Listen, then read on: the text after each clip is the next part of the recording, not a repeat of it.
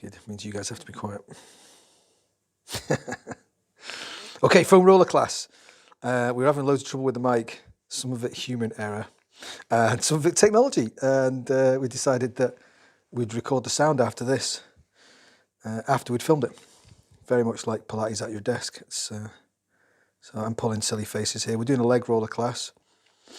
And I'm saying I like the leg roller because you have to do a little bit of stomach work, ab work, and you have to push up between your shoulder blades to keep your shoulders working and your abs working. You can roll the front, you roll up from your knees to your hips. You don't go over your knees.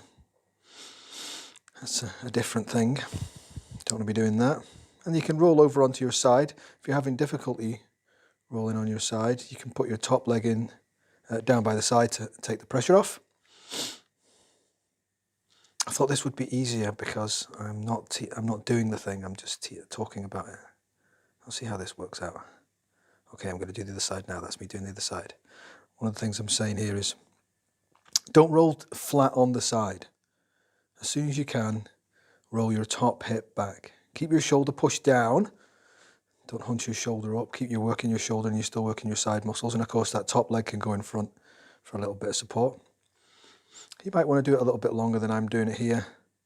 I'm trying to get on with a bunch of things to show you in a short amount of time. So roll it over onto the side, you're on the back of your leg, just drop the top hip back. Now we're going to do the calves. A personal favourite. I'd really damaged my calf at the start of the year, a couple of years ago, and had to do a lot of these to try and relieve it. You can do both. You can do one leg at a time, or you can do both. It takes a lot of arm strength to do this one, so if you know your upper body strength's not great, you might find you're not able to do this for very long. You can turn the feet out to the side. That's me turning the feet out there. And get the muscles down the side of the legs, same as you do on the top of the legs. And you can even, this is me demonstrating the one-legged version, which I'll be having everyone, we're filming this just before I'm about to teach later on, so I'll be having everyone doing this later on. Quite a lot of upper body strength needed for this one, so you can skip this one if you find your shoulders aren't up for it. Leg rolling is a good basic thing to do.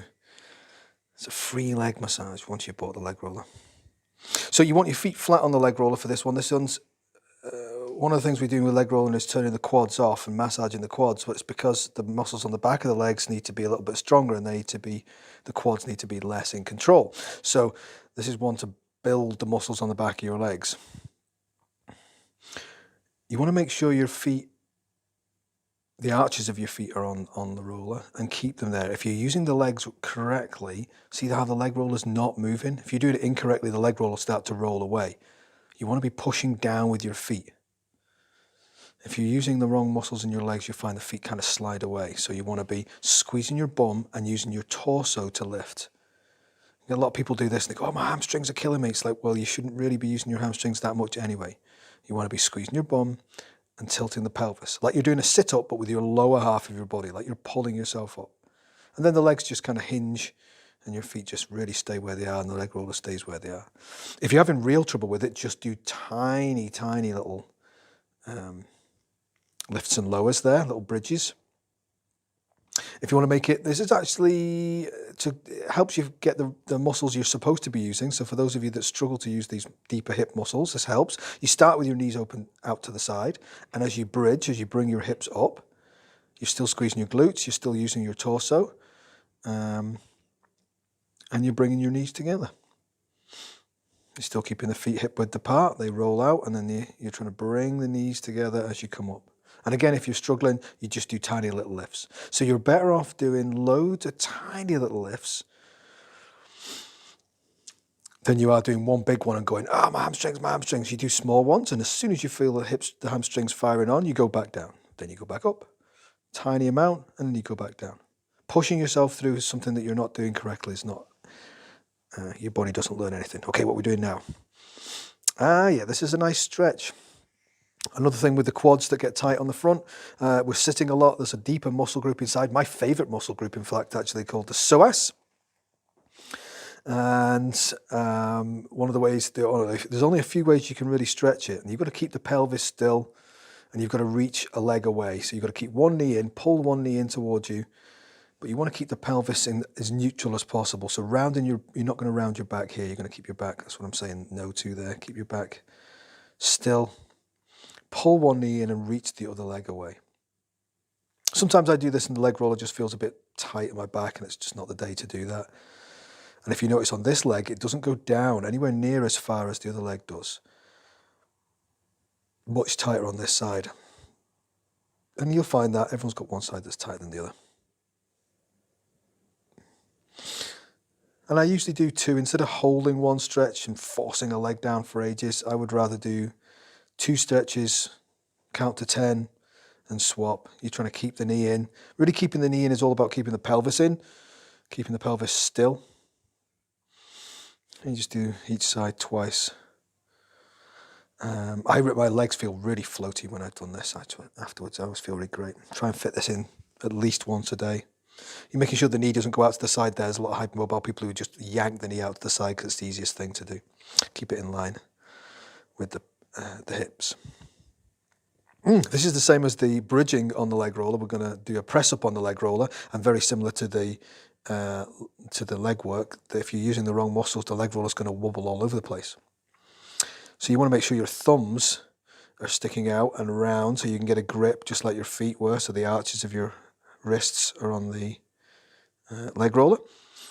If your wrists get tight when you do this, you can have the leg roller a little further away, or just maybe not do it because you do need to be fairly lined up to do this successfully. You peel your toes under and you just breathe out, bring the knees up off the mat, push up between the shoulder blades. And again, just imagine someone's pulling you up from the torso. If you notice, my shoulders, the torso and the legs are all doing the work at the same time. I'm not just trying to push up with the toes. I could probably even take one leg off the floor there. Doesn't look like I'm going to, but I could totally do that. Just do a few of those, push up between your shoulders, as much as shoulder workout as it is anything else. Speaking of shoulders, we're going to do, I think it's called, people call it thread the needle, this one. I love it. It's a little bit of rotation, and you might do this one in a class without a leg roller or a ball, but if you do it with a leg roller, as you reach the leg roller away, you can really feel that your shoulder blades are sliding apart. It gives you some feedback, and it helps you just go a little bit further. You reach through, look along the arm, your spine starts in the back of your neck there, so move the head, look along the arm. You can bend your supporting arm if you want to and aim your shoulder down towards the floor. What I'm doing here is telling you to check that your hips aren't sticking out.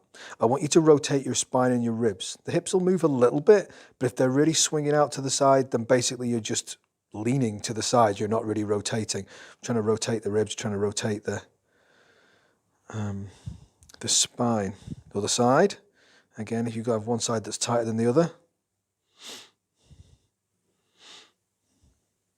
I think this is my tighter side. Keeping the hips still, not wiggling the hips over. These are all my things you can do with a leg roller. You know, it's a good 5 or 6 things here you can do in a little leg roller workout. Free massage, and then a little free tool to do all these things with. The other thing you can do with it that I'm not doing it here is lie on it, but there's another video in there. Look, leg roller is my friend. It's my lovely friend. Have fun with that, guys.